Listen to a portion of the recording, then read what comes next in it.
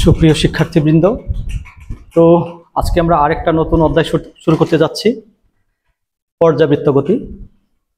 তো প্রথমেই পর্যাবৃত্ত গতির যত সব বেসিক আলোচনা করব, তারপর 21, 22, 23 এবং 24 সালের সকল সিকিউ পর্যায়ক্রমে আপলোড করব। তো আমরা শুরু করি পর্যাবৃত্ত গতি। তাহলে পর্যাবৃত্ত এই শব্দটা থেকে একটা জিনিস বোঝা যায় যে কোনো একটা ঘটনার পুনরাবৃত্তি ঘটবে, অর্থাৎ এটা বারবার ঘটবে। তাহলে এই পর্যাবৃত্ত ঘটনা দু ধরনের হয়ে থাকে। প্রথমটা হচ্ছে স্থানিক পর্যাবৃত্তিক, আরটা হচ্ছে কালিক পর্যাবৃত্তিক। তো আমরা প্রথমে স্থানিক পর্যাবৃত্তিক বিষয়টা কি এটা বোঝার চেষ্টা করি। তাহলে আমরা লিখব, কোনো বস্তুর গতি যদি এমন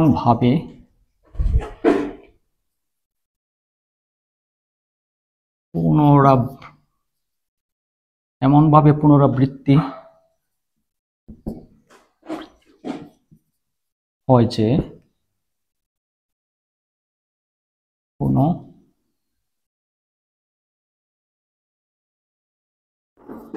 নির্দিষ্ট বিন্দুকে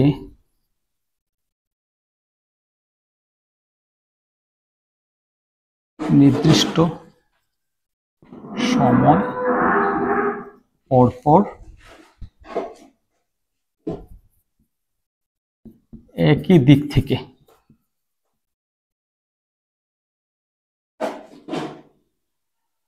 থেকে অতিক্রম করে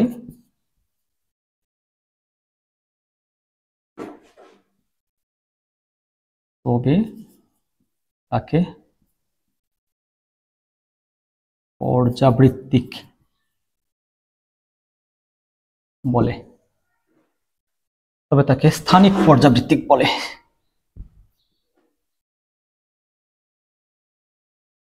স্থানিক পর্যাবৃত্তি বলে।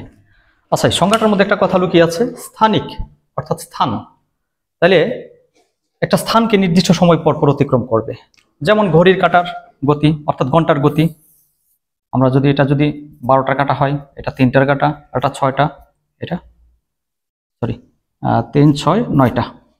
তাহলে আমি যদি বলি এই যে 3টার কাঁটা, এখান থেকে ঘন্টার কাঁটা যাত্রা শুরু করলো চলতেছে 12 ঘন্টা পর এই 3টাকে সে অতিক্রম করবে একই দিক থেকে, একটা নির্দিষ্ট বিন্দুকে একই দিক থেকে একটা নির্দিষ্ট সময় পর পর অতিক্রম করছে। তাহলে ঘড়ির কাঁটার গতি এটা একটা স্থানিক পর্যাবৃত্ত গতি। ঘড়ির কাঁটার গতি, তাহলে ঘড়ির কাঁটার গতি একটা স্থানিক পর্যাবৃত্ত গতি। তারপর সূর্যের চারদিকে গ্রহগুলির গতি,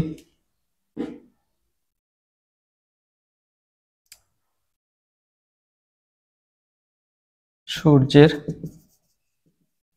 চারদিকে গ্রহগুলির গতি, যেমন গ্রহগুলি সূর্যকে একটি উপকেন্দ্রে রেখে, এটা একটা উপবৃত্ত, তাহলে সূর্যকে উপকেন্দ্রে রেখে গ্রহগুলি ঘুরছে, যেমন একটা নির্দিষ্ট পয়েন্ট আমি দাগ দিয়ে দিলাম। তাহলে এখান থেকে যদি যাত্রা করে তাহলে 365 দিন পর আবার এই পয়েন্টটাকে সে অতিক্রম করবে কোনো একটা গ্রহ। তাহলে সূর্যের চারদিকে গ্রহগুলির গতি। তারপর একটা উলম্ব স্প্রিংয়ের গতি, উলম্ব একটা স্প্রিং যদি আমরা এখান থেকে ঝুলিয়ে দিই, একটা স্প্রিংকে যদি ঝুলিয়ে দিই, তাহলে এই স্প্রিংটাকে যদি আমরা ছেড়ে দিই, তাহলে স্প্রিংটা কি করবে, একবার নিচে যাবে আর একবার সে উপরে উঠবে। তাহলে একটা দাগ যদি আমি দিয়ে রাখি, তাহলে একটা নির্দিষ্ট সময় পর একই দিক থেকে এই দাগটাকে অতিক্রম করবে। তাহলে আমরা স্থানিক পর্যাবৃত্তিক বিষয়টা বুঝে গেলাম। আমাদের কালিক পর্যাবৃত্তি কি? তাহলে কালিক পর্যাবৃত্তির সংজ্ঞাটা আমরা একটু দেখি। কালিক পর্যাবৃত্তি তাহলে কোনো রাশি বা ফাংশন যদি নির্দিষ্ট সময় পর পর একই মান গ্রহণ করে,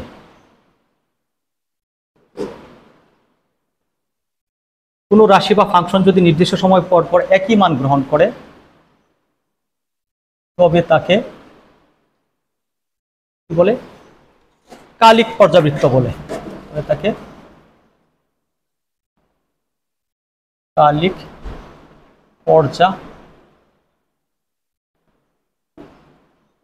পর্যাবৃত্তিক বলে। তাহলে দেখো এই সংজ্ঞার সাথে একটা কথার মিল আছে। কালিক শব্দের অর্থ হচ্ছে সময় বা কাল।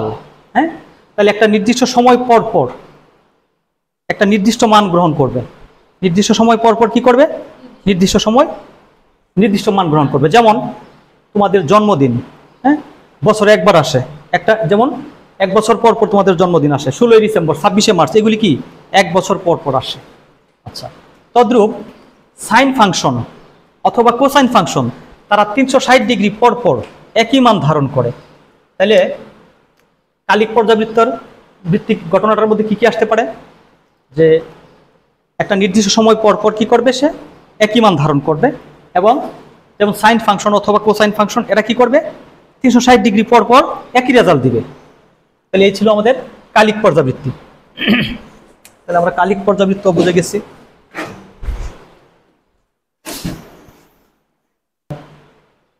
তাহলে পরের সংখ্যাটা দেখো, এটা হচ্ছে পর্যাবৃত্ত গতি। তাহলে পর্যাবৃত্ত গতি কি? পর্যাবৃত্ত গতি হচ্ছে কোনো বস্তু কণার গতি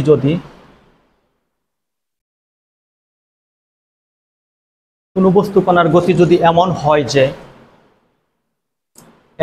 যে এটি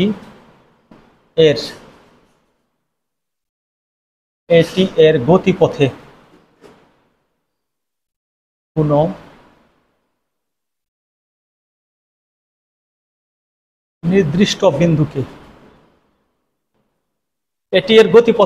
কোনো নির্দিষ্ট বিন্দুকে নির্দিষ্ট সময় পর পর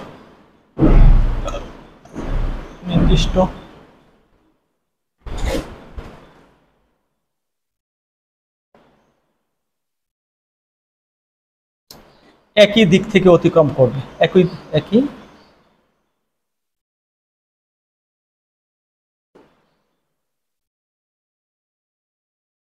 একই দিক থেকে অতিক্রম করে, তবে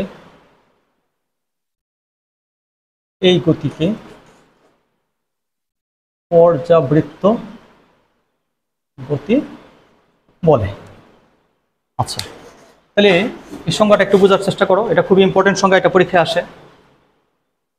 কোনো বস্তু কণার গতি যদি এমন হয় যে এটি এর গতিপথে কোনো নির্দিষ্ট বিন্দুকে নির্দিষ্ট সময় পর পর, দেখো এখানে আমি 3টা পয়েন্টের নিচে দাগ দিলাম। প্রথম কথা কি? নির্দিষ্ট বিন্দুকে, তারপর নির্দিষ্ট সময় একই দিক থেকে। তাহলে এখানে তিনটা কন্ডিশন আছে। দেখো এই সংজ্ঞাটার মধ্যে নির্দিষ্ট বিন্দু হইতে হবে, নির্দিষ্ট সময় হইতে হবে, আবার কি একই দিক থেকে অতিক্রম করে, তবে এই গতিকে আমরা কি বলবো? পর্যাবৃত্ত গতি। তাইলে আমরা এই অধ্যায়ের মধ্যে বেশি বেশি আমি শব্দটা বলবো। কোন শব্দটা? যে পর্যাবৃত্ত গতি। যখনই পর্যাবৃত্ত গতির শব্দটা বলবো তখন তোমাদের বুঝতে হবে যে এই পর্যাবৃত্ত গতির ভিতর কি কি আছে। নির্দিষ্ট একটা বিন্দু আছে, নির্দিষ্ট সময় পর পর এই বিন্দুটাকে একই দিক থেকে অতিক্রম করবে। এটাই হচ্ছে পর্যাবৃত্তির মূল কথা। তাহলে আমাদের এই 3টা কন্ডিশন আমাদের মাথায় রাখতে হবে। কি কি? নির্দিষ্ট বিন্দুকে নির্দিষ্ট সময় পর পর একই দিক থেকে অতিক্রম করবে। যেমন পর্যাবৃত্ত গতি এমসিকিউর মধ্যে অনেক সময় থাকে, যেমন বৃত্তাকার গতি। কি কি হইতে পারে? হ্যাঁ, এটা মনে করো একটা বৃত্তাকার গতি হইতে পারে। মনে করো আমি একটা বৃত্ত আঁকলাম এখানে, এটা হইতে পারে বৃত্তাকার গতি। দেখো আমি মনে করি এখানে একটা দাগ দিলাম, হ্যাঁ, এখান থেকে মনে করো বৃত্তটা একটা হ্যাঁ এখান থেকে একটা বস্তু ঘুরতেছে, হ্যাঁ, ঘুরতে ঘুরতে দেখো মনে করো একটা নির্দিষ্ট সময় পর পর সে তাকে এখান থেকে এখানে যে আসতে সময়টা লাগছে মনে করো টি সময় পর তাকে এদিক থেকে অতিক্রম করলো, তাহলে এটা একটা নির্দিষ্ট বিন্দু, আর এটা কি একটা নির্দিষ্ট দিক থেকে দেখো অতিক্রম করছে, তাহলে নির্দিষ্ট বিন্দু নির্দিষ্ট দিক, আবার সময়টাও কি নির্দিষ্ট, তাহলে কটা জিনিস এখানে, বিন্দুটা নির্দিষ্ট, তারপর কি এই যে নির্দিষ্ট দিক থেকে, কোন দিক থেকে, নির্দিষ্ট দিক থেকে, আর কি নির্দিষ্ট সময় পর পর, তাহলে এখানে কয়টা ঘটনা মানছে বলো, 3টা, নির্দিষ্ট বিন্দু, নির্দিষ্ট সময় আবার কি নির্দিষ্ট দিক। তাহলে আমরা এটাকে কি বলতে পারি, বৃত্তাকার গতি। কি বৃত্তাকার গতি? এটা একটা পর্যাবৃত্ত গতি। তাহলে বৃত্তাকার গতি কি বলো তো, একটা বৃত্তাকার গতি একটা হ্যাঁ পর্যাবৃত্ত গতি। এরপরও উপবৃত্তাকার গতি, তাহলে এটাও কি পর্যাবৃত্তাকার গতি পড়বে বলো তো, উপবৃত্তাকার। আচ্ছা, উপবৃত্তাকার গতি কিরকম? ওই যে আমরা কতক্ষণ আগে দেখেছিলাম সূর্যের চারদিকে, হ্যাঁ, সূর্যের চারদিকে গ্রহগুলি কিভাবে ঘুরতেছে, উপবৃত্তাকার পথে, পুরো বৃত্ত না কিন্তু, ঠিক আছে, উপবৃত্তাকার পথে ঘুরতেছে। মনে করো যে কোনো একটা পয়েন্ট নিলা তুমি, তাহলে যে 365 দিন পর পর এই বিন্দুটাকে অতিক্রম করতেছে, কতদিন পর পর, তাহলে উপবৃত্তাকার গতি এটাও কি 365 দিন পর পর একটা নির্দিষ্ট বিন্দুকে নির্দিষ্ট দিক থেকে, হ্যাঁ, অতিক্রম করতেছে। তাহলে উপবৃত্তাকার গতিও কি, এটাকে কি বলতে পারি আমরা বলতো, পর্যাবৃত্ত গতি বলতে পারি। তাহলে পর্যাবৃত্ত গতি। এরপরে আসো ত্রিভুজাকার গতি। ত্রিভুজাকার গতি মনে করো এ বি সি, এই যে এই এ বিন্দুকে মনে করো এদিক থেকে ঘুরতেছে একটা বস্তু, এই যে এই পয়েন্ট থেকে ঘুরে ঘুরে এদিকে যাচ্ছে, হ্যাঁ, এদিকে যাচ্ছে। দেখো একটা নির্দিষ্ট সময় পর পর কিন্তু এই এ বিন্দুকে অতিক্রম করে আবার এদিকে যাবে, ঠিক না, নির্দিষ্ট সময় পর পর এই এ বিন্দুকে অতিক্রম করবে। তাইলে ত্রিভুজাকার গতি, হ্যাঁ, এটা একটা পর্যাবৃত্ত গতি, ত্রিভুজাকার গতি, তাহলে এটা একটা পর্যাবৃত্ত গতি। এবার আসো সরল রৈখিক গতি। সরল রৈখিক গতি। আচ্ছা, সরল রৈখিক গতি কি পর্যাবৃত্ত গতির পরে কিনা দেখি আমরা একটু। মনে করো একজন ব্যক্তি এখান থেকে এই পয়েন্ট থেকে যাত্রা করে এই পয়েন্টে গেল, হ্যাঁ, এটাকে বলে অর্ধ পর্যায়কাল। মানে একটা পর্যায়কাল কাকে বলে, একবার যাইতে যে বিন্দু থেকে যাত্রা শুরু করছে আবার সেই বিন্দুতে ফিরে আসতে যে সময়টা লাগে এটাকে বলে পর্যায়কাল। পর্যায়কাল কি, একটা পয়েন্ট থেকে যাত্রা করে, হ্যাঁ, একটা পয়েন্টে গিয়ে ওই পয়েন্ট থেকে আবার ওই পয়েন্টে ফেরত আসতে যে সময়টা লাগে এটাকে আমরা কি বলবো, পর্যায়কাল। আর যদি মনে করো এখান থেকে তুমি এখানে গেলা, তাহলে এটা কিন্তু তোমার অর্ধ পর্যায় হয়েছে, পর্যায়টা ফুল হয়েছে না, ঠিক আছে। তাহলে মনে করো আমি রাস্তায় একটা দাগ দিয়ে রাখছি, এখন তুমি এইদিকে যাচ্ছ, হ্যাঁ, তার মানে তুমি কিন্তু এই দাগটাকে এই দিক থেকে অতিক্রম করছো, আবার তুমি এখান থেকে ফেরার সময় এই দাগটাকে তুমি কিন্তু এই দিক থেকে অতিক্রম করছো। তাহলে তোমার কাছে মনে হইতে পারে যে সরল রৈখিক গতি কিন্তু পর্যাবৃত্ত গতি না, এরকম মনে হতে পারে। আসলে ঘটনাটা এরকম না। এখানে দেখো তোমার পর্যায় কিন্তু কমপ্লিট হয় নাই, দেখো বিষয়টা বুঝছো, তুমি এই যে এখান থেকে এখানে গেছো, অর্ধ পর্যায় হয়েছে, আবার তুমি এদিক থেকে এদিকে আসছো, আসার পরে কিন্তু তোমার পর্যায় কমপ্লিট হয়েছে, ফুল পর্যায় হয়েছে। এখন তুমি আবার নতুন করে যাত্রা শুরু করো, আবার নতুন করে যাচ্ছ, তাহলে দেখো তো এই যে নতুন করে যাচ্ছ, এদিক থেকে যাচ্ছ, ঠিক আছে, আবার এখানে গেলা, আবার এখানে ফেরত আসলা, আবার গেলা, তাহলে এই যে চতুর্থবার যখন আমরা গেলাম, এই যে তখন আবারও কি একই দিক, মানে একটা পর্যায় কমপ্লিট করার পর দেখো আমরা একই দিক থেকে যাচ্ছি। কিন্তু অর্ধ পর্যায় চিন্তা করলে কিন্তু মনে হয় যে এই দিক থেকে যাওয়ার সময় একদিক থেকে গেছি, আবার ওই দিক থেকে আসার সময় আরেক দিক থেকে আসছি। এই ঘটনাটা ঘটে কখন, অর্ধ পর্যায়ের ক্ষেত্রে। কিন্তু আমরা চিন্তা করবো কোন ক্ষেত্রে বলতো, একটা ফুল পর্যায়, যেমন এই যে এখান থেকে যাত্রা শুরু করে তুমি এখানে আসছিলে, এটা একটা ফুল পর্যায় কমপ্লিট হয়েছিল, এটা কি একটা পরিপূর্ণ পর্যায় কমপ্লিট হয়েছিল। কিন্তু এটার মধ্যে তুমি এখানে যাওয়ার সময় খালি একটা চিন্তা করছো, আবার আসার সময় একটা চিন্তা করছো, তাহলে তো তুমি দুইটা অর্ধ পর্যায়ের ক্ষেত্রে দুইটা চিন্তা করছো। তোমাকে একটা ফুল পর্যায়ের মধ্যে চিন্তা করতে হবে। তাহলে ফুল পর্যায় কোনটা, এই যে যাওয়ার সময় গেলাম, হ্যাঁ, আবার আসার সময় আসলাম, তাহলে ফুল পর্যায় কমপ্লিট হয়েছে। হওয়ার পর এখন আবার যাচ্ছি, এই যে এখন যাওয়ার সময়, মানে ফুল পর্যায় কমপ্লিট হওয়ার পর যাওয়ার সময় যে ডিরেকশনটা এটাকে আমরা নিলাম। আবার মনে করো এখানে যাওয়া আমার শেষ, আবার এখানে আসলাম, দ্বিতীয় পর্যায় কমপ্লিট হওয়ার শেষ হওয়ার পরে আমরা তৃতীয় পর্যায়ের জন্য আবার রওনা দিলাম। এখন কোন দিক থেকে রওনা দিলাম? এই দিক থেকে। তার মানে বোঝা গেল সরল রৈখিক গতিও একটা পর্যাবৃত্ত গতি। সরল রৈখিক গতি কি? পর্যাবৃত্ত গতি। তাহলে সরল রৈখিক গতি গেল। তার মানে বোঝা গেল পর্যাবৃত্ত গতি আসলে যে কোনো আকৃতির হইতে পারে। হ্যাঁ, যে কোনো আকৃতির হইতে পারে। তাহলে পর্যাবৃত্ত গতি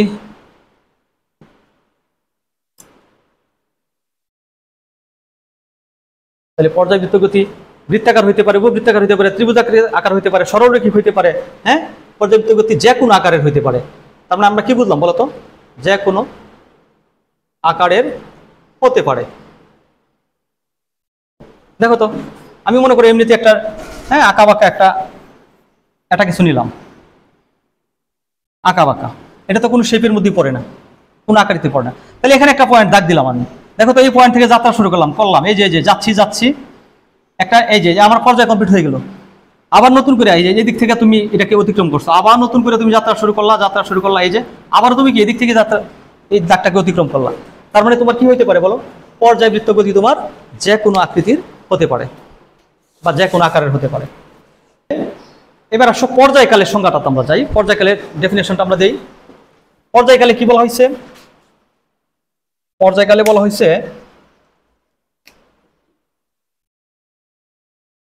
কোন পর্যাবৃত্ত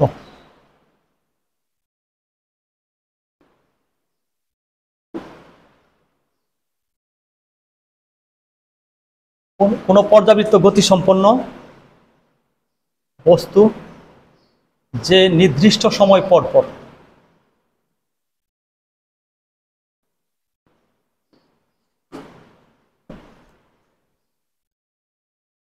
পর্যাবৃত্ত গতি সম্পন্ন, তাহলে কোনো শব্দটা লাগবে না। পর্যাবৃত্ত গতি সম্পন্ন বস্তু, পর্যাবৃত্ত গতি সম্পন্ন বস্তু যে নির্দিষ্ট সময় পর পর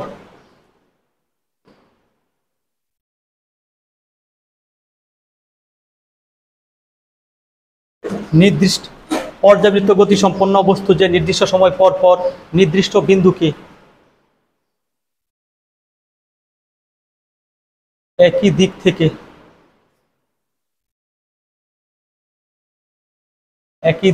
অতিক্রম করতে যে সময় লাগে, অতিক্রম করতে যে সময় লাগে। একটু ভিডিওটা একটু বন্ধ করো। তাহলে আমাদের সংখ্যাটা কি ছিল? পর্যাবৃত্ত গতি সম্পন্ন, এখানে শব্দটা হবে, এখানে একটা কোণ লাগবে। পর্যাবৃত্ত গতি সম্পন্ন কোন বস্তু যে নির্দিষ্ট সময় পর পর নির্দিষ্ট বিন্দুকে একই দিক থেকে অতিক্রম করতে যে সময় লাগে তাকে পর্যায়কাল টি বলে। পর্যায়কালকে আমরা প্রকাশ করব ক্যাপিটাল টি দিয়ে। তাহলে পর্যাবৃত্ত গতি সম্পন্ন কোন বস্তু যে নির্দিষ্ট সময় পর পর নির্দিষ্ট বিন্দুকে একই দিক থেকে অতিক্রম করে, একই দিক থেকে অতিক্রম করতে যে সময় লাগে তাকে আমরা কি বলবো? পর্যায়কাল। অর্থাৎ একটা সম্পূর্ণ পর্যায় ঘুরে আসতে যে সময়টা লাগে, হ্যাঁ, তাকে আমরা পর্যায়কাল বলবো।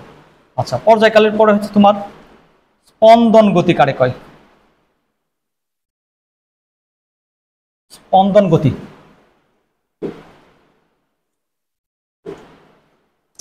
আগের মতোই লিখবা। পর্যাবৃত্ত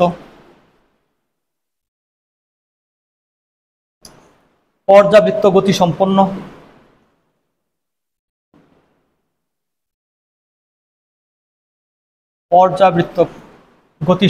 কোন বস্তু, পর্যাবৃত্ত গতি সম্পন্ন কোন বস্তুর গতি, একটু অফ করো। তাহলে পর্যাবৃত্ত গতি সম্পন্ন কোন বস্তুর গতি যদি এমন হয়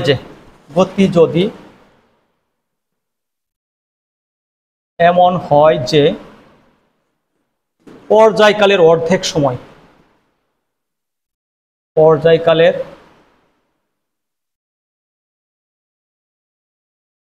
পর্যাবৃত্ত গতি সম্পন্ন কোনো বস্তুর গতি যদি এমন হয় যে পর্যায়কালের অর্ধেক সময় গতিপথের একদিকে এবং বাকি অর্ধেক সময়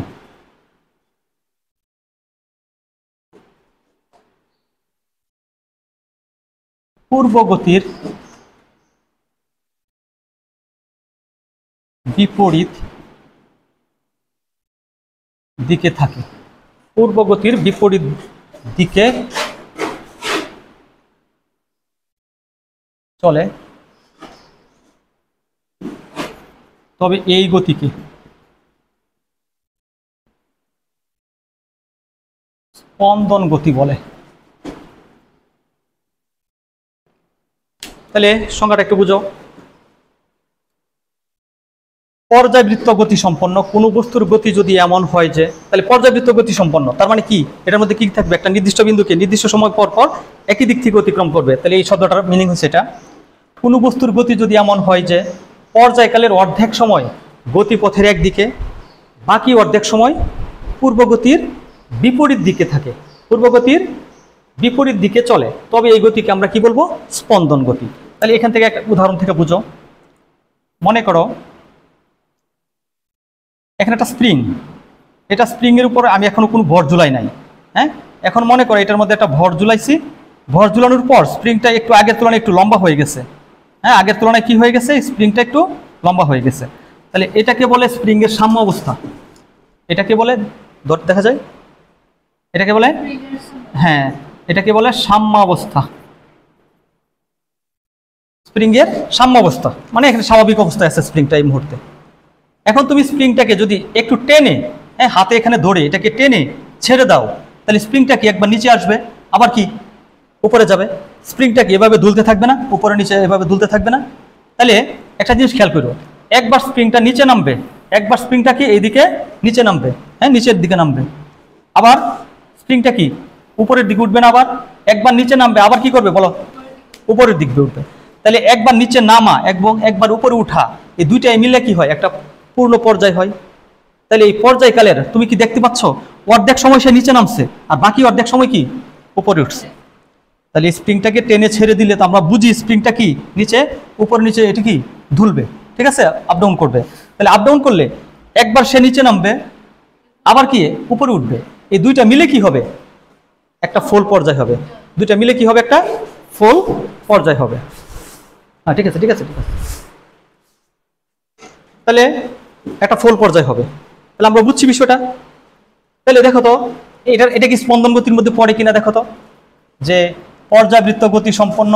তাহলে তুমি এখানে একটা কাজ করো, যে পর্যাবৃত্ত গতি সম্পন্ন কোনো বস্তুর গতি যদি এমন হয় যে পর্যায়কালের অর্ধেক সময় গতিপথের একদিকে, এই যে গতিপথের একদিকে অর্ধেক সময় আর বাকি অর্ধেক সময় কি পূর্বগতি নিচে ছিল, তাহলে পরের গতি কি হবে, এটার বিপরীত দিকে চলে, তবে এই গতিকে আমরা কি বলবো, স্পন্দন গতি। তাহলে আমাদের স্পন্দন গতিও বোঝা শেষ, ঠিক আছে।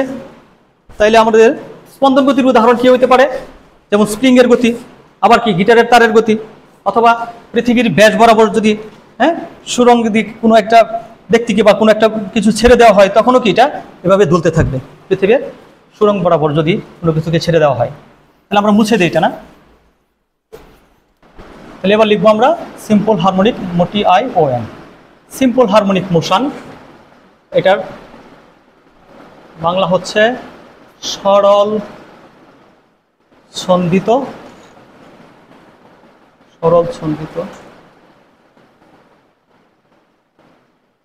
স্পন্দন গতি। সিম্পল হারমোনিক মোশন, সরল ছন্দিত স্পন্দন গতি অথবা সরল দোলন গতি, সরল দোলন গতি অথবা সরল ধুল গতি। তাহলে এটা কয়টা নাম, সিম্পল হারমোনিক মোশনের সরল ছন্দিত স্পন্দন গতি, সরল দোলন গতি, সরল ধুল গতি, ঠিক আছে। তাহলে আমরা এই অধ্যায়ের সবচেয়ে ইম্পর্টেন্ট টপিক হচ্ছে এটা, সবচেয়ে গুরুত্বপূর্ণ টপিক এটাই, ইম্পর্টেন্ট এটাই। তাইলে এটা আমাদেরকে একটু ভালো করে বুঝতে হবে, এটা ডেফিনেশনটা আগে বুঝো ভালো করে।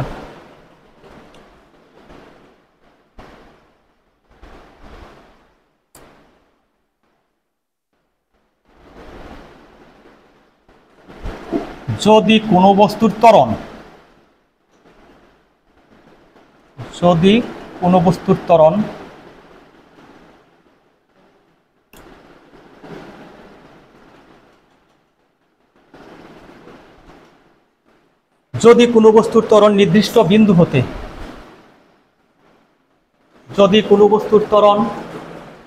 নির্দিষ্ট বিন্দু হতে সরণের সমানুপাতিক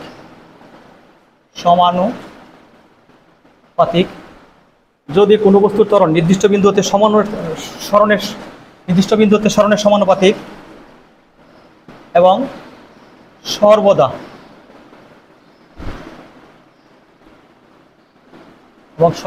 ওই নির্দিষ্ট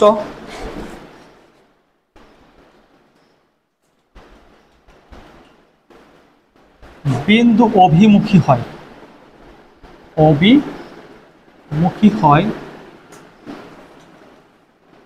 তবে এই গতিকে তোমার সরল ছন্দিত স্পন্দন গতি বলে। সরল ছন্দিত স্পন্দন গতি বলে। তাহলে একটু বুঝো, আমি একটা চিত্র আঁকতেছি, চিত্রটা থেকে তোমরা একটু ভালো করে বুঝো। চিত্রটা হচ্ছে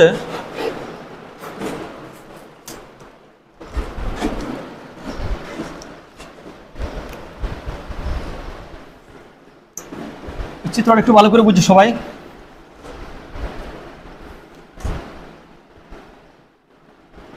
দৃঢ় অবলম্বন থেকে এখানে একটা স্প্রিং আছে মনে করো, এই স্প্রিংটা এই মুহূর্তে দেখো তার প্রতিটা ঘর খুব মানে চাপানো অবস্থায় আছে।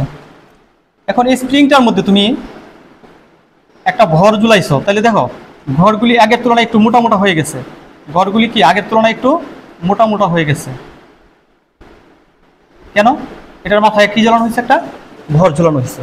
আচ্ছা, তাহলে ভর ঝুলানোর পর এটা একটা স্প্রিং এর কোনো ভর ঝুলাইছি না, এটা একটা স্বাভাবিক অবস্থা।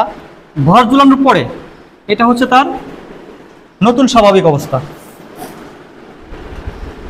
তাহলে স্বাভাবিক অবস্থা বা সাম্য অবস্থা, এটা হচ্ছে তার সাম্য অবস্থা। তাহলে একটু বুঝো বিষয়টা।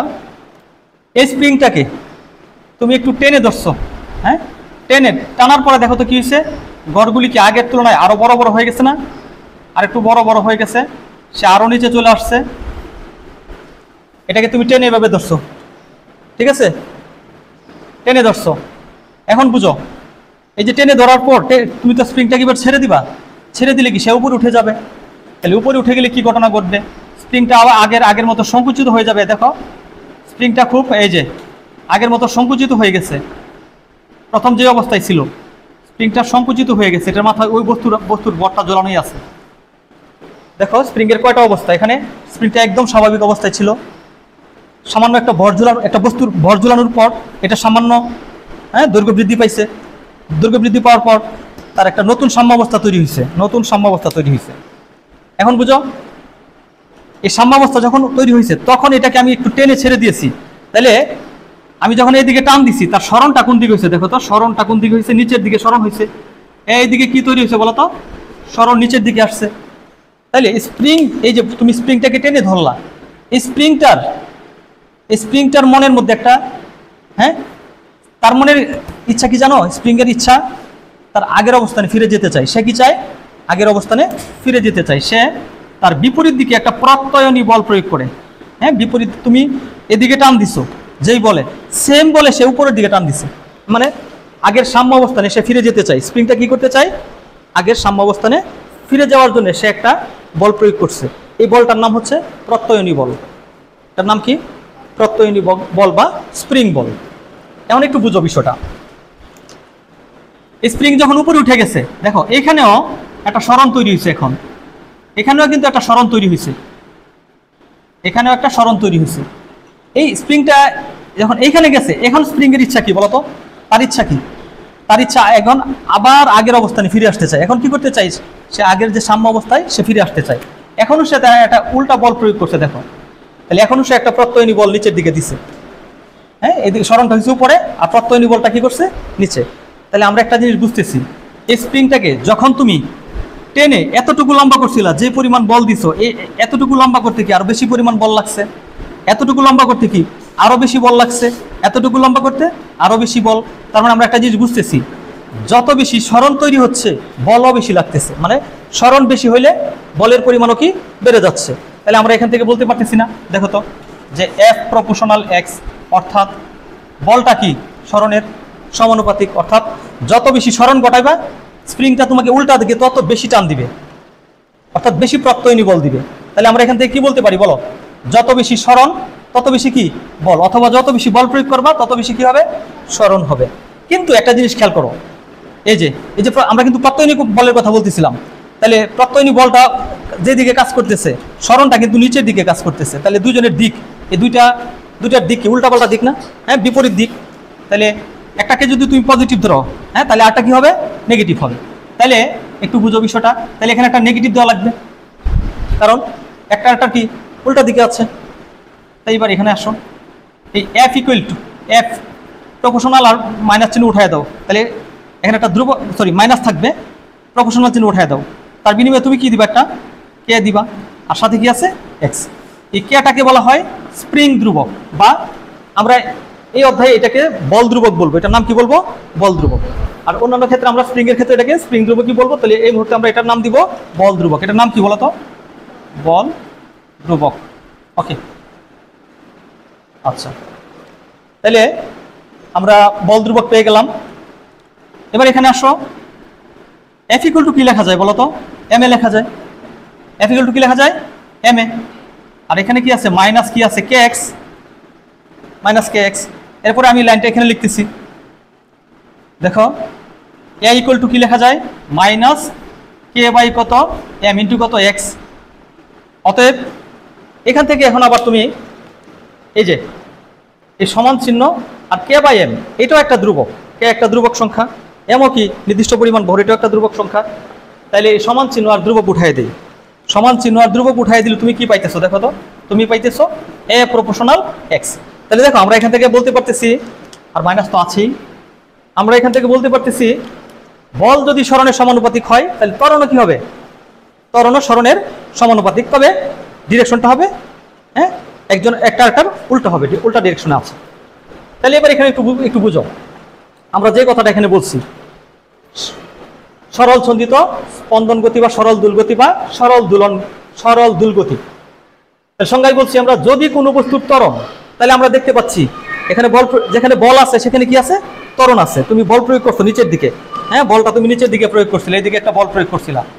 তাহলে তুমি যে পরিমাণ বল নিচের দিকে প্রয়োগ করছো, মনে করো এফ পরিমাণ বল নিচে দিছো, প্রত্যয়নী বলটাও কত হবে এফ পরিমাণই, প্রত্যয়নী বলটাও কি হবে এফ পরিমাণই হবে।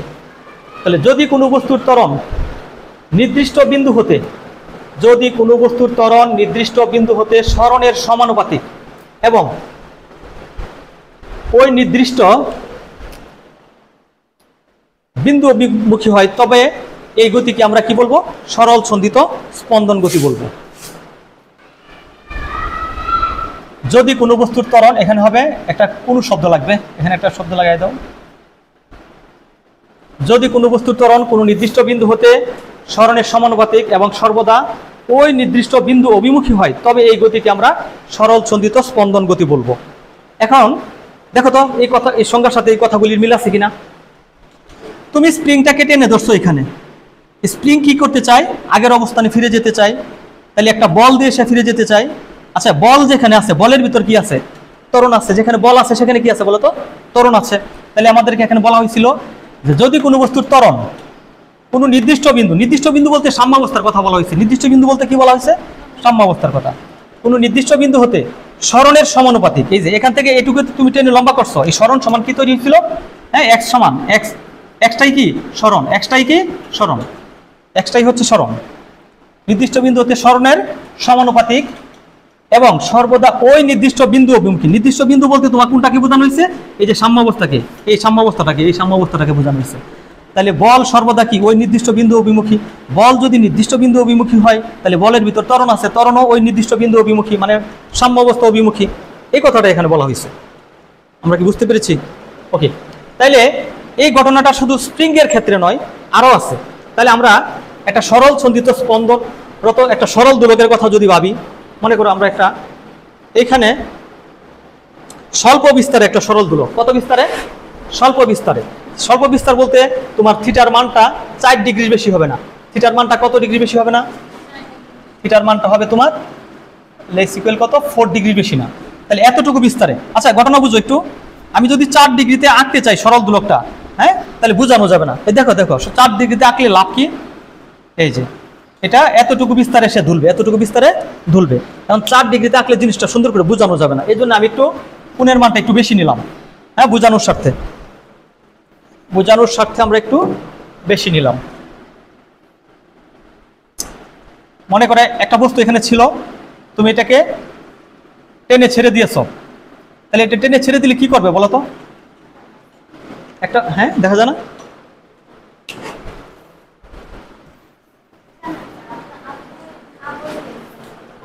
দেখি, বন্ধ করে দাও। আচ্ছা, তাহলে সরল ছন্দিত স্পন্দন গতি শুধু স্প্রিং এর ক্ষেত্রে না, আরো বিভিন্ন ক্ষেত্র আছে। দেখো, আমি যদি এখানে একটা সরল দোলক নিয়ে কাজ করি, তাহলে সরল দোলকের এই যে অবস্থাটা, এটাকে যদি আমি টেনে ছেড়ে দিই এভাবে, হ্যাঁ, তাহলে এটাকে যদি আমি টেনে এভাবে ছেড়ে দিই, তাহলে এটা এইভাবে দুলতে থাকবে। তাহলে দেখো এটা তার সাম্যাবস্থা। এটা কি সাম্যাবস্থা? এটা হচ্ছে সাম্যাবস্থা। তাহলে এই যে এই বস্তুটাকে তুমি একটু পিছনের দিকে টেনে বা সামনের দিকে টেনে, যে কোনো একদিকে টেনে ছেড়ে দিলা, ছেড়ে দিলে সে কি করবে? সামনের দিকে যাবে। পিছনের দিকে টেনে দিয়ে ছেড়ে দিলে সামনের দিকে যাবে। যাওয়ার পর সে এখানে কি থেমে যাবে নাকি আবার ফেরত আসবে? অবশ্যই আগের জায়গায় ফেরত আসবে। তার মানে আবার এখানে এসে কিন্তু সে আবার এখানে যাবে, আবারও কি সে তার আগের অবস্থানে ফেরত যাবে। তাইলে আমরা কি দেখতে পাচ্ছি যে সবসময় এই বস্তুটার কোন জায়গায় যে তার ফিরে যেতে ইচ্ছা হয়, কোন জায়গায় সাম্য অবস্থায় তার ফিরে যেতে ইচ্ছা হয়। তার মানে আমাদের এই সিম্পল হারমোনিক মোশনের যে অন্যতম একটা বৈশিষ্ট্য কি, সে সবসময় তার সাম্য অবস্থায় ফিরে আসতে চায়।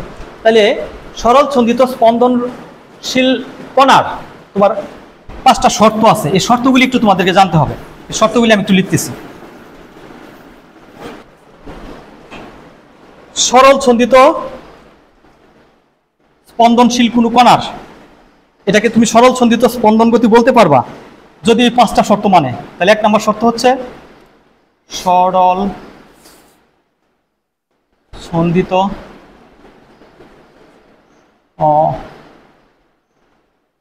স্পন্দন গতি হবে যদি নিম্নের শর্তগুলি মেনে চলে।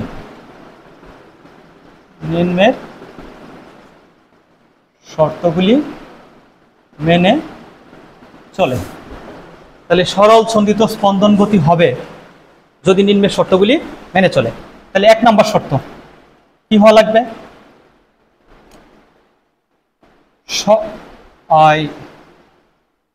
পর্যাবৃত্ত গতি হওয়া লাগবে। প্রথমে পর্যাবৃত্ত গতি। 2 নম্বরে তোমার সরল পর্যাবৃত্ত গতি, সরল রৈখিক গতি। 3 নম্বরে হবে স্পন্দন গতি।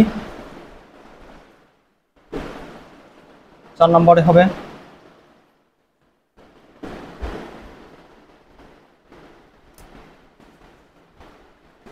যে কোনো সময়ের বলের মান।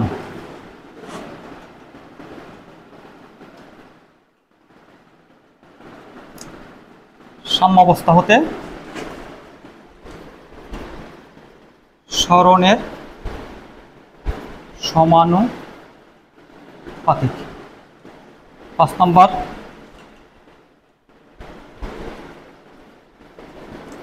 সরণ ত্বরণের সমানুপাতিক এবং বিপরীতমুখী।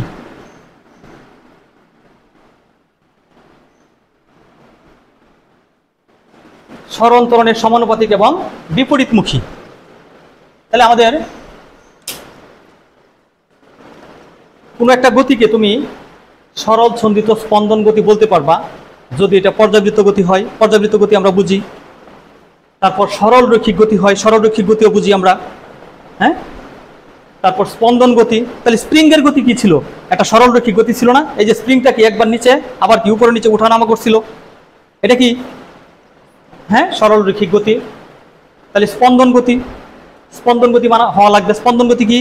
পর্যায়কালের অর্ধেক সময় একদিকে, বাকি অর্ধেক সময় কি পূর্ব গতির বিপরীত দিকে। 4 নম্বর কি?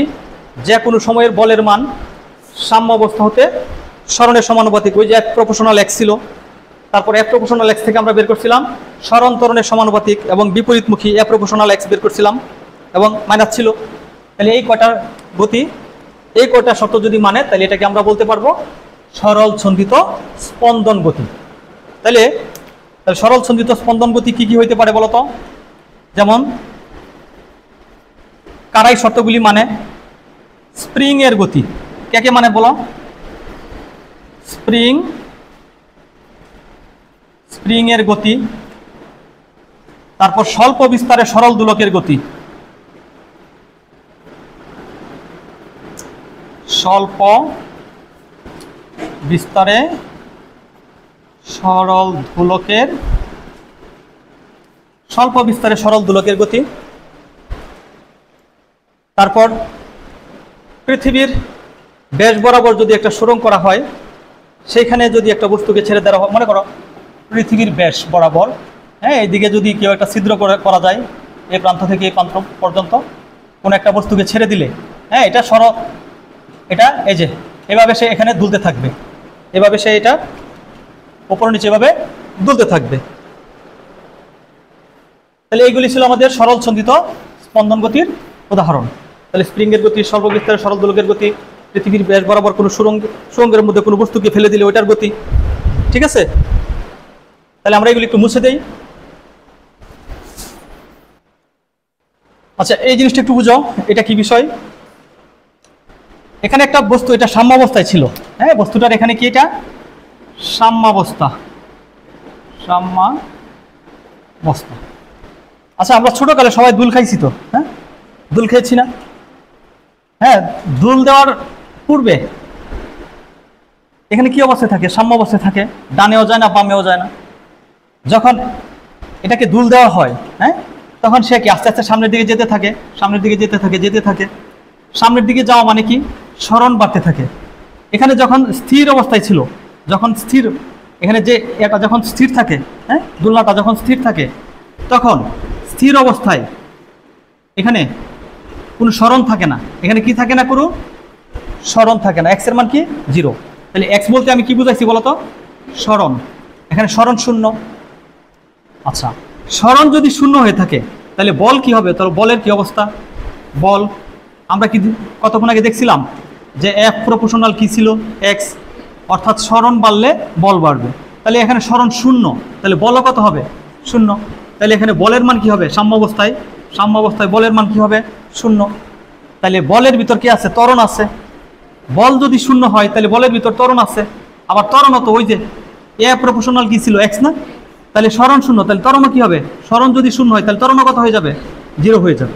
তাহলে ত্বরণ হয়ে যাবে শূন্য, ত্বরণ হয়ে যাবে, ত্বরণ ইকুয়াল টু কি হয়ে যাবে? শূন্য। এরপরে এখানে বিভব শক্তি, এখানে একটা বিভব শক্তি কাজ করবে। তাহলে বিভব শক্তি মনে রাখবা সেখানেই থাকে যার অপোজিটে একটা বল থাকে। যেমন আমি এই যে হাতের ডাস্টারটাকে উপরে উঠাইছি, টেনে টেনে উপরে উঠাইছি, তাহলে এই ডাস্টারটা কিন্তু আবার নিচের দিকে একটা বল ক্রিয়া করতেছে টেনে নিচে নামানোর জন্য। তাহলে এটার অপোজিটে একটা বল ক্রিয়া করায় এখানে একটা বিভব শক্তি কাজ করবে। তাহলে অপোজিটে যদি বল ক্রিয়া না করতো তাহলে এখানে বিভব শক্তি থাকতো না। তাহলে এখানে একটা বিভব শক্তি দেখো, এখানে এই মুহূর্তে এটাকে ডানেও টানতেছে না, বামেও টানতেছে না, এটা সাম্য অবস্থায় আছে। তাহলে এখানে তার কোনো বিভব শক্তি নেই। এই মুহূর্তে এখানে তার কি নেই? বিভব শক্তি নেই, বিভব। তাহলে বিভব ইপি, তার মানে বিভব হইতে গেলে বোঝা গেল যে সরণ তৈরি হইলে তার মধ্যে একটা বল ক্রিয়েট করবে। তাহলে বিভব শূন্য। আবার এখানে তুমি ব্যাগটা কি হবে? সাম্য অবস্থায় ব্যাগ হবে সর্বোচ্চ, ব্যাগটা কি হবে? সর্বোচ্চ। কারণ তুমি যখন তাকে ধাক্কা দিবা, হ্যাঁ দুল দিবা, তুমি একটা সর্বোচ্চ বেগে তারা দিবা ধাক্কা, হ্যাঁ মোটামুটি যে ব্যাগটা দিবা এটা হবে তার সর্বোচ্চ বেগ, যে বেগে তুমি ধাক্কা দিবা তারে। তাহলে ব্যাগ যদি সর্বোচ্চ হয় তাহলে ব্যাগের সাথে সাথে কে থাকে? গতিশক্তি। তাহলে এখানে একটা গতিশক্তিও থাকবে। তাহলে গতিশক্তি, গতিশক্তি ই কে, গতিশক্তিটা হবে সর্বোচ্চ, গতিশক্তিটাও কি হবে বলতো? সর্বোচ্চ। তাহলে সাম্য অবস্থায় আমাদেরকে এইগুলি বিষয়গুলি একটু ভালো করে বুঝতে হবে। তাহলে সাম্য অবস্থায় কোনো স্মরণ থাকে না, সাম্য অবস্থায় তাহলে স্মরণ না থাকলে তো বলও থাকবে না, আমরা তো দেখতে পাচ্ছি। বল না থাকলে কি ত্বরণও থাকবে না, তাহলে এখানে কি বিভব শক্তিও থাকবে না, তাহলে এখানে ব্যাগ থাকবে। ব্যাগ সাম্য অবস্থায় ব্যাগ কি হবে? সর্বোচ্চ। ব্যাগ যদি সর্বোচ্চ হয় তাহলে গতিশক্তিও কি হবে? সর্বোচ্চ। এবার একটু বুঝো বিষয়টা।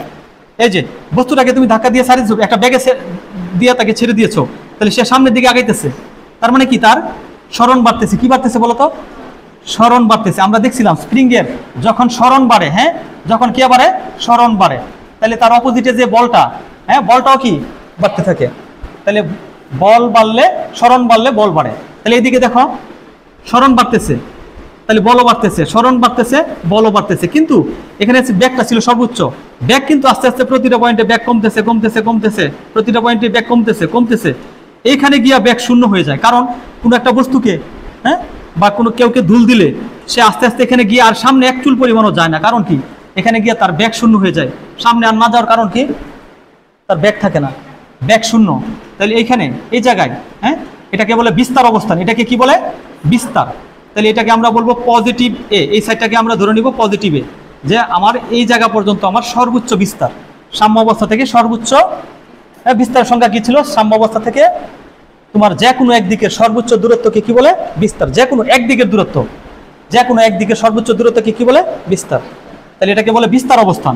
তাহলে বিস্তার অবস্থানে স্মরণ, তাহলে এখানে বলতো কে সর্বোচ্চ? স্মরণ। দেখো এখান থেকে তুমি রাস্তা মতো গেলা, তার মানে তুমি সোজাভাবে এতটুকু পথ গেলা, তাহলে এখানে কি তোমার স্মরণটা সর্বোচ্চ। এই তোমার স্মরণটা কি বলতো? এখানে সর্বোচ্চ, স্মরণ তোমার সর্বোচ্চ। আচ্ছা, স্মরণ যদি সর্বোচ্চ হয় তাহলে স্মরণটাকে এক্স লেখো, স্মরণ এক্স কত? সর্বোচ্চ। তাহলে আমরা জানি এফ প্রপোর্শনাল এক্স। স্মরণ সর্বোচ্চ হলে বল কি হবে? বলের অবস্থা কি বলতো? বল কি হবে? বলও সর্বোচ্চ হবে। তাহলে বল যদি সর্বোচ্চ হয় আমরা জানি ত্বরণও তো স্মরণের সমানুপাতিক। ত্বরণও কি? স্মরণের সমানুপাতিক। স্মরণ যদি সর্বোচ্চ হয় তাহলে ত্বরণ কি হবে? ত্বরণের কি অবস্থা হবে বলো? ত্বরণ এ ইকুয়াল টু কি হবে? সর্বোচ্চ হবে। সর্বোচ্চ হবে না? বলো সর্বোচ্চ হবে কিনা? তাহলে আমরা একটা কথা বলছিলাম যে বিভব শক্তি, বিভব। এবার একটু খেয়াল করো তো এখানে বিভব শক্তি আছে কিনা। দেখো আমরা যখন দুল খাইতে খাইতে এখানে যাই, এই দুল এইখান থেকে আমাদের কি কেউ কি গিয়ে আবার টেনে এখানে আনে না, আমরা কি করি এখান থেকে অটোমেটিকলি এখানে চলে আসি না, এমনিতেই চলে আসি। তাহলে বোঝা গেল যে তার অপোজিটে একটা বল ক্রিয়া করে। হ্যাঁ স্মরণটা ক্রিয়া করছে এইদিকে, এইদিকে কাজ করছে কে? স্মরণ। আর তার অপোজিটে কে কাজ করছে বলো তো? বল কাজ করছে। তাইলে এই বস্তুটা এখানে যাওয়ার পর তার বিপরীত দিকে একটা বল ক্রিয়া করছে। তার মানে আমরা বলছিলাম যে বিভব শক্তি কখন তৈরি হয়? একটা বস্তুকে যখন তুমি উপরে উঠাইছিলা তার নিচের দিকে একটা বল ক্রিয়া হয়েছিল, এই জন্য একটা বিভব শক্তি তৈরি হয়েছিল। তার মানে এখানে অত তুমি এই বস্তুটা যখন এখানে গেল তার অপোজিটে একটা বল ক্রিয়া করতেছে, তার মানে এখানে একটা বিভব শক্তি থাকবে। এখানে কি থাকবে? একটা বিভব শক্তি থাকবে। তাহলে বিভব শক্তি ইপি সমান কি হবে বলো? সর্বোচ্চ হবে। বিভব শক্তিও কি হবে? হ্যাঁ সর্বোচ্চ হবে, কারণ এখানে বল সর্বোচ্চ। বল যেখানে সর্বোচ্চ, বিভব শক্তিও কি সেখানে সর্বোচ্চ। আচ্ছা, এরপরে ব্যাগের কি অবস্থা হবে বলো তো? ব্যাগ, এখানে ব্যাগ কি অবস্থা? ব্যাগের অবস্থা ব্যাগ শূন্য। ব্যাগের অবস্থা কি? কারণ কি তোমার যদি আরো ব্যাগ থাকতো তাহলে তো তুমি আরো সামনে যাইতা। কারণ কি তুমি এনে কি আর সামনে গেছো? যাও নাই। তার মানে তোমার ব্যাগ শূন্য হয়ে গেছে। ব্যাগ যেহেতু শূন্য হয়ে গেছে তাহলে গতিশক্তির কি অবস্থা বলো? গতিশক্তি থাকবে? ব্যাগ না থাকলে গতিশক্তি পাওয়া যাবে? গতিশক্তি ইকে সমান কি হয়ে যাবে বলো? শূন্য হয়ে যাবে। তাহলে গতিশক্তি শূন্য হয়ে যাবে। আচ্ছা, তাহলে এই ঘটনাগুলি আবার দেখো, এই ঘটনাগুলি এই পয়েন্টও সেম ঘটবে, কারণ দুলনা তো এখানে বসে থাকবে না, আবার সে সাম্য অবস্থায় আসবে। আবার এখানে এসে তার বল থাকবে না, কিন্তু তার গতীয় ব্যাগ কিন্তু সর্বোচ্চ হয়ে যাবে। গতীয় জড়তার কারণে। কি কারণে? গতীয় জড়তার কারণে সে আবার এখানে চলে আসবে। এখানে চলে আসলে এটাকে আমরা বলবো নেগেটিভে, মানে এটা পজিটিভ প্রান্ত ধরলাম, পজিটিভ বিস্তার, আর এটাকে বলতেছি আমরা নেগেটিভ দিকের বিস্তার। তাহলে এখানেও তোমার এই ঘটনাগুলি ঘটবে। এখানে এই যে এই ঘটনাটা সেম হবে, এই যে এটা আবার এখানে রিপিট হবে এটা। তার মানে এখানে কি কি স্মরণ কি হবে? সর্বোচ্চ। এখানেও স্মরণ কি হবে বলো? সর্বোচ্চ। তাহলে এফ কি হবে? সর্বোচ্চ। ত্বরণ কি হবে? সর্বোচ্চ। তারপর ইপি কি হবে? সর্বোচ্চ। তারপর বেগ কি হবে? শূন্য। গতিশক্তি কি হবে? শূন্য। তাহলে আমরা এই বিষয়গুলি বুঝছি কিনা বলো? হ্যাঁ, এই বিষয়গুলি আমরা মোটামুটি বুঝে গেছি। তাহলে এখানে আসো এবার একটু। এই ঘটনাটা, এটা তো আমি সরল দোলকের জন্য বললাম। এই ঘটনাগুলি আবার স্প্রিংও এই সব কটা বৈশিষ্ট্য মেনে চলে। কিভাবে মেনে চলে দেখো তো, একটু বুঝো। এই যে স্প্রিংটা, এই স্প্রিংটা এখানে স্বাভাবিক অবস্থায় আছে। আমি স্প্রিংটাকে টেনে একটু ছেড়ে দিয়েছি, এই যে এটাকে আমি একটু নিচের দিকে টেনে এই জায়গা পর্যন্ত এনে, এটা ছিল তার সাম্য অবস্থা, টেনে এই জায়গায় এনে ছেড়ে দিছি। ছেড়ে দেওয়ার মুহূর্তে দেখো সরণ কাজ করছে নিচে, আর প্রত্যয়নী বলটা কোন দিকে? উল্টা দিকে। কারণ যখনই তুমি স্প্রিংকে টানবা, স্প্রিং কি করতে চায়? স্প্রিং তার আগের অবস্থানে ফিরে যেতে চায়, মানে সাম্য অবস্থানে ফিরে যেতে চায়। তাইলে এখানে যখন তুমি টানছো, এই দিকটাকে, নিচের দিকটাকে তুমি নেগেটিভে মনে করো। কি মনে করো? নেগেটিভে। তাহলে এইখানে সরণ সর্বোচ্চ। এখানে কি বলতো? এখানে কি স্প্রিং এর ক্ষেত্রে সরণ এক্স ইকুয়াল টু কি বলো? সর্বোচ্চ। সরণ সর্বোচ্চ। যখন তুমি এটাকে সর্বোচ্চ অবস্থানে টেনে ধরে রাখছো, তখন বলো কি? সরণের পাশাপাশি তাহলে আমরা জানি এক প্রপোর্শনাল এক্স। সরণ যদি সর্বোচ্চ হয়, তাহলে প্রত্যয়নী বলটাও কি হবে? বলো। বল কি হবে? সর্বোচ্চ। বলের ভিতর কি আছে? ত্বরণ। তাহলে ত্বরণ এও কি হবে? সর্বোচ্চ। তাহলে এখানে ইপি মানে বিভব শক্তি কি হবে? বিভব শক্তিও সর্বোচ্চ হবে। তাহলে এইখানে আর কোনো বেগ নেই, ঠিক আছে? স্প্রিং এর এখানে আসার পর আর কোনো, কারণ তুমি যখন দুল দিয়ে ছেড়ে দিবা, স্প্রিংটা দেখবা আর নিচে নামতেছে না। তাহলে এখানে সর্বোচ্চ বিস্তার অবস্থানে বেগ থাকে না। তাহলে বেগ কত হয়ে যাবে? শূন্য। তাহলে গতিশক্তিও কি হয়ে যাবে বলো তো? গতিশক্তিও তার কি হয়ে যাবে? শূন্য হয়ে যাবে। তাহলে এই ঘটনাটা এটার জন্য মানছে। এবার স্প্রিং তো আর এখানে বসে থাকবে না। স্প্রিং একটা টাইমে কি উপরে চলে যাবে না? স্প্রিং কি হয়ে যাবে বলো তো? স্প্রিং কি হয়ে যাবে? এখন উপরে চলে গেছে। এখন দেখো তো সরণ কোন দিকে ঘটছে? উপরের দিকে। সরণ কোন দিকে ঘটছে? উপরের দিকে। তাহলে বল, প্রত্যয়নী বল কোন দিকে কাজ করবে? প্রত্যয়নী বল কাজ করবে নিচের দিকে। প্রত্যয়নী বলটা কোন দিকে কাজ করবে? নিচের দিকে। তাহলে এইখানেও এই প্রান্তটাকে তুমি নেগেটিভ ধরছিলা, আর এই প্রান্তটাকে তুমি কি ধরবা? পজিটিভ। এটাকে কি ধরবা? পজিটিভ। আর এই যে এটা সাম্য অবস্থা। তাহলে সাম্য অবস্থায় কি কি ঘটনা ঘটবে? এখানে যখন স্প্রিংটা যখন দুলতে এখানে যাবে, এখানে কি হবে? এখানে যাওয়ার পর স্প্রিংটার বেগ হয়ে যাবে সাম্য অবস্থায়। এই যে সাম্য অবস্থা নিচে লিখতেছি আমি, সাম্য অবস্থায় বেগ কি হবে? সর্বোচ্চ না, বেগ সর্বোচ্চ, আগেরটার মতোই। বেগ কি হবে? সর্বোচ্চ। তাহলে গতিশক্তি কি হবে বলো? সর্বোচ্চ। গতিশক্তি হবে সর্বোচ্চ। তাহলে সরণ এক্স কি হবে? এক্স কি হবে? 0। এখানে কোনো সরণ থাকবে না। যখন সাম্য অবস্থা থেকে, এই যে সাম্য অবস্থায় গেলে কোনো সরণ থাকে? সে কি উপরে নিচে কোনো দিকে গেছে? কোনো দিকে যায় নাই। তার মানে সরণ কত হবে? শূন্য। সরণ যদি শূন্য হয়, বল কত হবে? শূন্য। তাহলে ত্বরণ কত হবে? শূন্য। তাহলে বিভব কত হবে? বিভব কত হবে? শূন্য। বিভব হবে শূন্য। তাহলে এবার এখানে এই পয়েন্টে আসো। এই পয়েন্টে এর জন্য স্প্রিং তো সাম্য অবস্থা থেকে এখন উপরে উঠে গেছে। উপরে উঠে গেলে এখানে কি ঘটনা ঘটবে? এখানে দেখো সর্বোচ্চ অবস্থানে আছে এখন। এটাও সর্বোচ্চ অবস্থান, এটাও সর্বোচ্চ অবস্থান। এটা নেগেটিভ সাইডে, এটা পজিটিভ সাইডে। তাহলে সর্বোচ্চ অবস্থান আমরা জানি সরণ কি হয়? সরণ কি? সর্বোচ্চ। সরণ সর্বোচ্চ। তাহলে বল সর্বোচ্চ, ত্বরণ সর্বোচ্চ। তাহলে বিভব কি বলো? সর্বোচ্চ। বিভব সর্বোচ্চ। তারপরে বেগ শূন্য। তাহলে গতিশক্তি কি হবে? শূন্য। তার মানে দেখো এই যে স্প্রিংও কি এটার মতো করে সবগুলি জিনিস কিন্তু সে মেনে নিয়েছে। মানে তার মানে আমরা স্প্রিং এর গতিকেও কি বলবো? Simple harmonic motion. আর এই স্বল্প বিস্তারে সরল দোলকের গতিকেও আমরা কি বলবো? Simple harmonic motion. তাহলে এটা কিন্তু স্বল্প বিস্তারে, এটা বড় করে আঁকা হয়েছে তোমার বোঝানোর স্বার্থে। এখানে যদি আমি 4 ডিগ্রি আঁকতাম বা 4 ডিগ্রি কম আঁকতাম, তো এটা বোঝানো যেত না। তাইলে এই ছিল আজকে আমাদের ক্লাস, এটুকু পর্যন্তই। আমরা পরবর্তী টপিকে যে কাজগুলি করব, আমরা পরবর্তী আমাদের উদ্দেশ্য হচ্ছে এই দেখো তোমাদেরকে কি কি বলা হইতে পারে?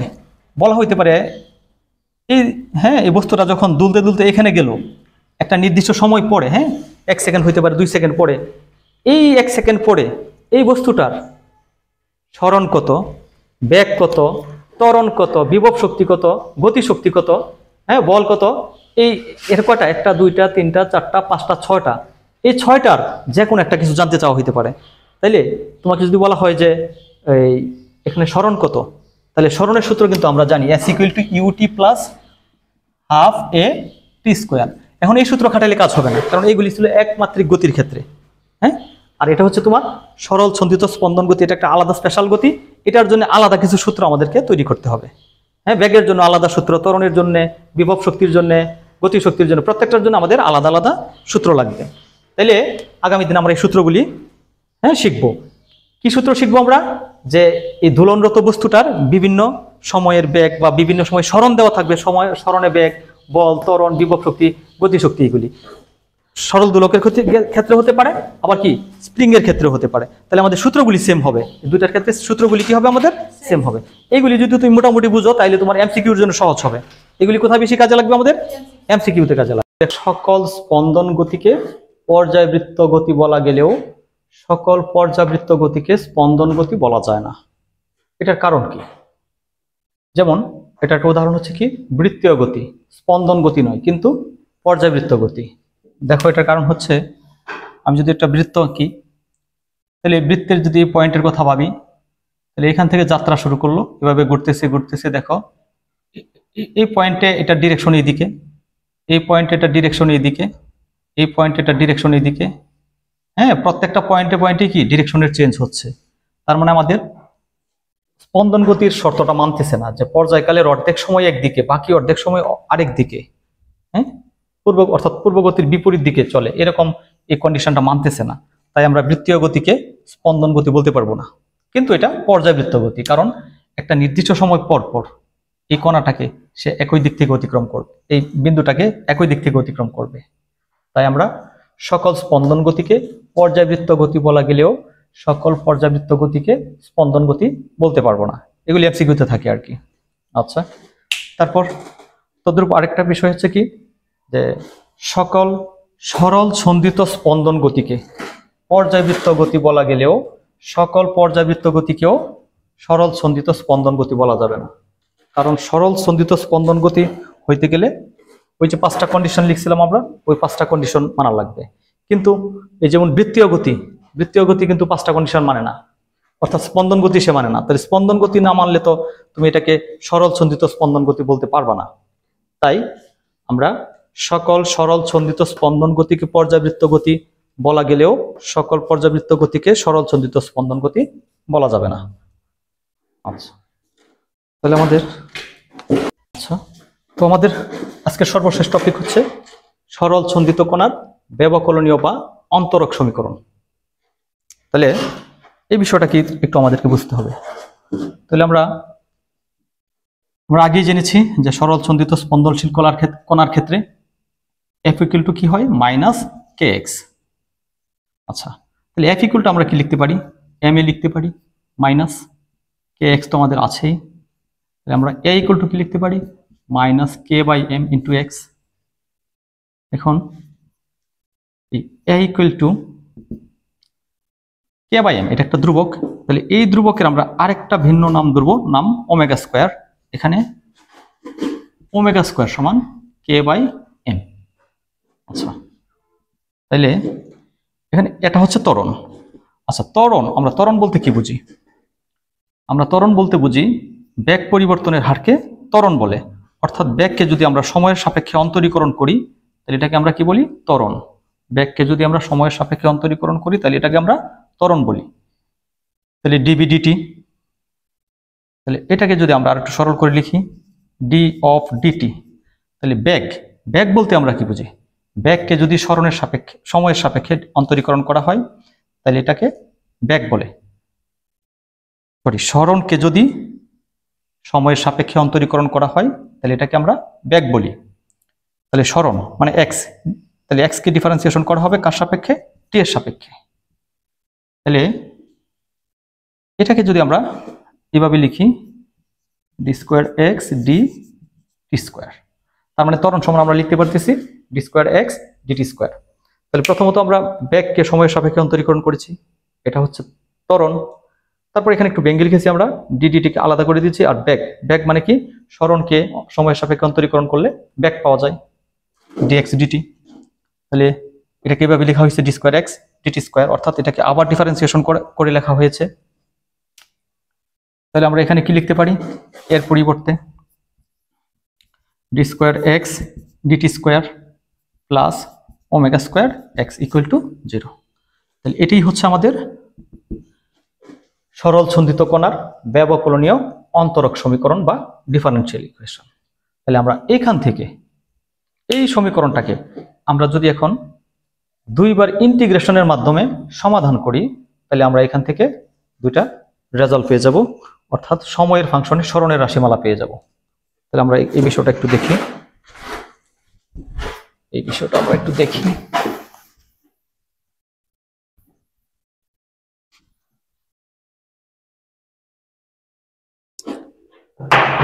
তাহলে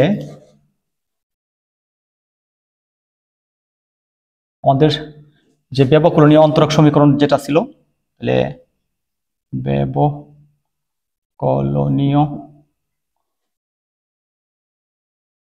সমীকরণটা আমরা পেয়েছিলাম d square x dt square plus omega square x equal to 0।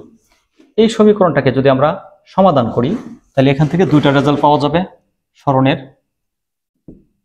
X equal to A sine omega t plus কত del, omega t plus del. আর একটা পাওয়া যাবে x equal to B sine omega t plus psi. তাহলে আমাদের intermediate level এটা লাগবে আমাদের, হ্যাঁ, এই সমাধানটা আমাদের লাগবে। তাহলে আমাদের এটা দরকার নেই, এটাকে আমরা মুছে দিলাম। তাহলে এই সমাধানটা কিভাবে এই সমীকরণ থেকে আসে আমরা সেটা একটু দেখতে চাই। এটা হচ্ছে সময়ের ফাংশনে স্মরণের রাশিমালা। তাহলে এটা আমরা কিভাবে করতে পারি, এই ব্যবকলনীয় সমীকরণকে যদি আমরা দুইবার ইন্টিগ্রেট করি, তাহলে আমরা প্রথমেই শুরু করি, এখান থেকে লিখি, এটাকে একটু ব্যঙ্গে লিখি, d dt of dx dt plus omega square x equal to 0। তাহলে d of dt dx dt, তার মানে এটা হচ্ছে ব্যাক, এটার পরিবর্তে আমরা ব্যাক লিখতে পারি, plus omega square x equal to 0।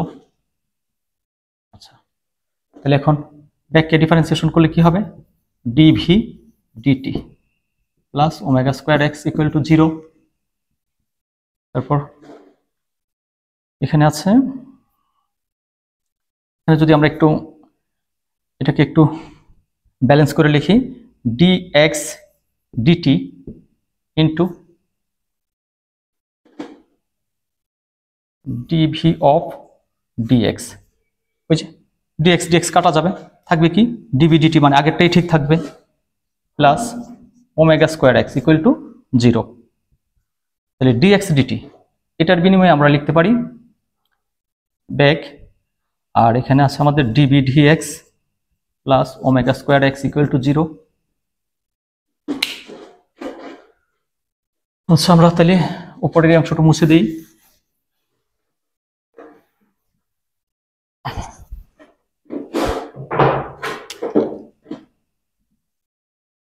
তাহলে আমাদের থাকে এখানে ভি ডিবি অফ ডিএক্স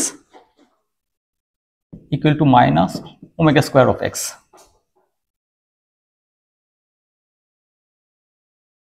তাহলে একটা ডিএক্স দিয়ে গুণ করে দেই, ভি ডিবি ইকুয়াল ডিএক্সটাকে ওই পাশে নিয়ে যাই, ওমেগা স্কোয়ার এক্স সাথে থাকে ডিএক্স। এবার এটাকে আমরা ইন্টিগ্রেশন করি, b db equal to minus omega স্কোয়ারটা ধ্রুবক, এটাকে বাইরে রাখলাম, ডিএক্স।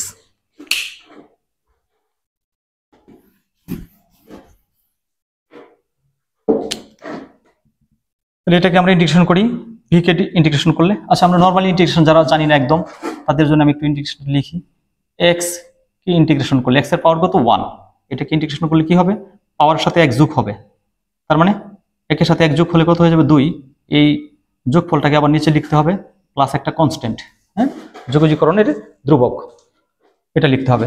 তাহলে এটার মতোই এখানেও তো বি এর পাওয়ার মনে মনে 1 আছে, তাহলে এটাকে ইন্টিগ্রেশন করলে কত হবে, b² / 2 ইকুয়াল টু ω²। আর এখানে x আছে, x কে ইন্টিগ্রেশন করলে কি হবে, x² / 2 প্লাস c, যোগজীকরণের ধ্রুবক। আচ্ছা, এখন আমরা কিন্তু সরল দোলকের ক্ষেত্রে একটা বিষয় আগেও আমি বুঝিয়েছি, এটা যে একটা একটা বস্তুকে যখন এভাবে ব্যাগ দিয়ে ছেড়ে দেওয়া হয়, তখন এটা যখন সর্বোচ্চ অবস্থানে পৌঁছে, অর্থাৎ বিস্তার অবস্থানে কি হয়, ব্যাগটা হয়ে যায় শূন্য। আর সরণ x= কত হয়, সর্বোচ্চ অবস্থানে x= হয় a। তার মানে এটাকে দুল দিয়ে এখানে ছেড়ে দিলে এখানে আর সে সামনে যায় না, কারণ কি, তার ব্যাগ শূন্য হয়ে গেছে। কিন্তু সরণটা কি হয়েছে, সর্বোচ্চ। এখান থেকে এখানে গেলে সরণটা, এই যে সরণটাকে এভাবে চিন্তা করি, তাহলে সরণটা কত হয়েছে, এ পরিমাণ সরণ হয়েছে এখানে, হ্যাঁ, এ পরিমাণ সরণ হয়েছে। তাহলে সরণ সর্বোচ্চ কিন্তু ব্যাগ শূন্য। তাহলে আমরা এই কন্ডিশন থেকে এখানে লিখতে পারি b=0 হলে, ব্যাগ b=0 হলে সরণ x= কত হবে, সর্বোচ্চ a। তাহলে আমরা এটা একটু বসিয়ে দিই এখানে, তাহলে এটা 0 হয়ে যাচ্ছে, ইকুয়াল টু -ω²। x এর স্থলে আমরা কি লিখবো, a² / 2 প্লাস কত, c। তাহলে আমরা এটাকে c = কি লিখতে পারি, ω² a²/2, c = ω² a²/2। তাহলে এটার একটা নাম দিয়ে রাখি আমরা 1 নং সমীকরণ। এখন এখান থেকে যে আমরা c এর মানটা বের করলাম, এই c এর মানটা আমরা ওখানে বসিয়ে দেই। আচ্ছা,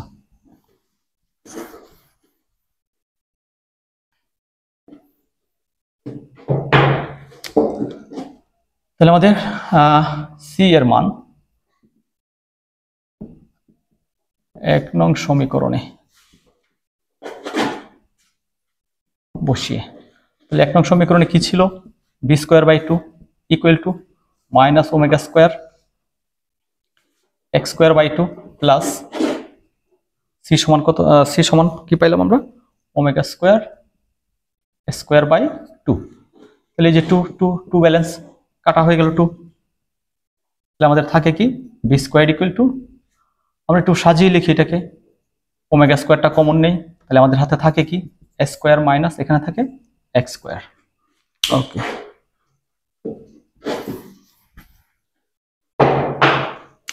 এখান থেকে v = কি লেখা যায়, ω² a² মাইনাস x²। তাহলে b = থাকলো আলটিমেটলি √a² মাইনাস x²। এখন v মানে ব্যাগ সমান আবার কি লেখা যায়, dx dt লেখা যায়, equal to ω × √a² minus x²।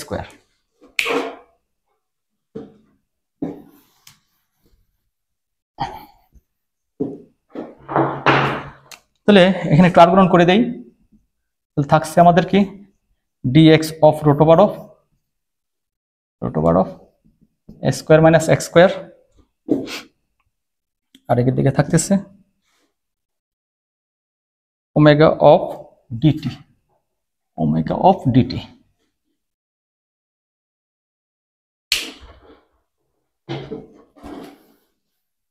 আচ্ছা, এখানে আবার integration dx a² minus x² equal to ω একটা ধ্রুবক, ডিটিটাকে আমরা বাইরে রাখি, ডিটি বাইরে। এখন যাদের ইন্টিগ্রেশনের সূত্রটা জানা নেই, আমি একটু সূত্রটা লিখতেছি, মূল সূত্রটা। আচ্ছা, ইন্টিগ্রেশনের সূত্রটা এরকম ছিল, dx √a² মাইনাস x², এটা সমান ছিল sin ইনভার্স x/a, অর্থাৎ dx √a² মাইনাস x² সমান sin ইনভার্স x/a। তার মানে ওটার সাথে অনেকটা, এটার সাথে পুরোটাই মিল আছে, dx a² মাইনাস x²। তাহলে এখানে আমি কি লিখব, sin inverse x/a equal to, আমরা জানি dx কে ইন্টিগ্রেশন করলে কি হয়, x হয়। তাহলে এখানে আছে dt কে ইন্টিগ্রেশন করলে কি হবে, t হবে। dx কে করলে যদি x হয়, তাহলে dt কে করলে কি হবে, t হবে। তাহলে ওমেগার সাথে আছে থাকুক t, একটা যোগজীকরণের ধ্রুবক লাগবে, সেটা হচ্ছে ডেল। আগে সি দিয়েছি, এখন যোগজীকরণ ধ্রুবক ডেল। তাহলে আমাদের থাকলো x by i equal to sine ইনভার্সটাকে পাশে নিয়ে যাই, sine of omega t plus del, sorry এটা ক্যাপিটাল এ হবে, ক্যাপিটাল এ হবে, ক্যাপিটাল এ। অতএব এক্স ইকুয়াল টু আমাদের থাকলো কি A sine of omega t plus del. আচ্ছা, এখন কথা হচ্ছে যারা আমরা ইন্টিগ্রেশন পারি না বা বুঝি না তাদের জন্য এই ডেরিভেশনটা লাগবে না, তারা শুধুমাত্র এটা মুখস্থ করবে, তারা মুখস্থ করলে এটাই হয়ে যাবে। যারা ডেরিভেশন কিছুই বুঝি না এটা বোঝার দরকার নেই, শুধুমাত্র এখান থেকে যে সরণ